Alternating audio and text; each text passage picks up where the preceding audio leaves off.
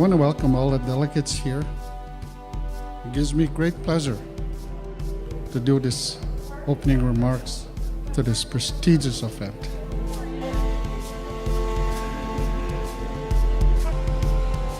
To Miigwech for inviting us. It's our first time that we are participating in this event. And I must say, last night at the Spring Festival, I had the opportunity to meet and talk to many of you and to talk to some of the graduates. And the potential is so exciting. Companies that bring in people with different points of view, different experiences, by definition, are going to be the more nimble, the more agile, the more reactive companies.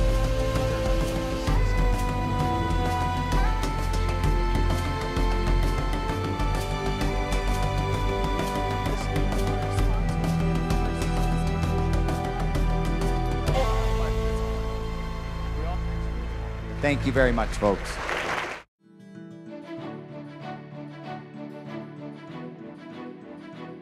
When I was lined up and ready for my interviews, I started originally knowing that I had 4 when I was first told about Inclusion Works. And then the next day it was a 5th one, and the next day it was a 6th one. So by the time I got here, I ended up having 7 interviews. I just finished 8, I'm at 8 now, 8 interviews from 8 different companies so far. Every one of them has ended in a very positive result. I'm very surprised that each and every one of them, they're willing to accommodate my needs to actually want to join their organizations. Inclusion starts with leadership. At least that's what we believe at BMO Bank of Montreal. Our CEO, Bill Down, is fully committed to embedding inclusion in everything we do, including our employee promise. And our employee promise is to turn employees' potential into performance. We have jobs at corporate office, and that's why we're here today. They're technical in nature, in the IT department, in different engineering disciplines, electrical, structural, mechanical. We'd like to see more Aboriginal people integrated throughout our corporate offices. Our approach has been on developing relationships and partnerships with the Aboriginal community, not only when it comes to recruitment, but how do we engage Aboriginal communities so that one of the end results will be recruitment of Aboriginal individuals, but also that we become partners with them in the areas where their communities are.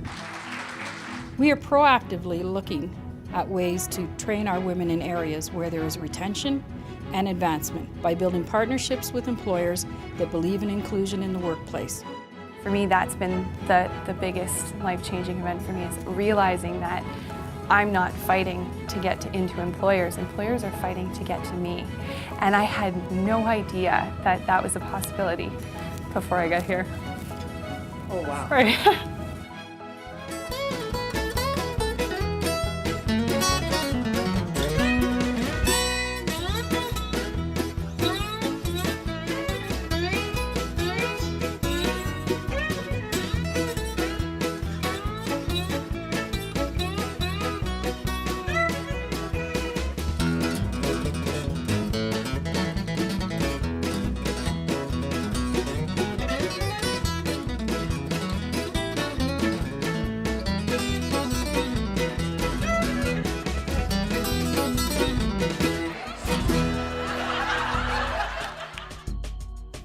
You know, smoke signals have been used by Indigenous people for thousands of years.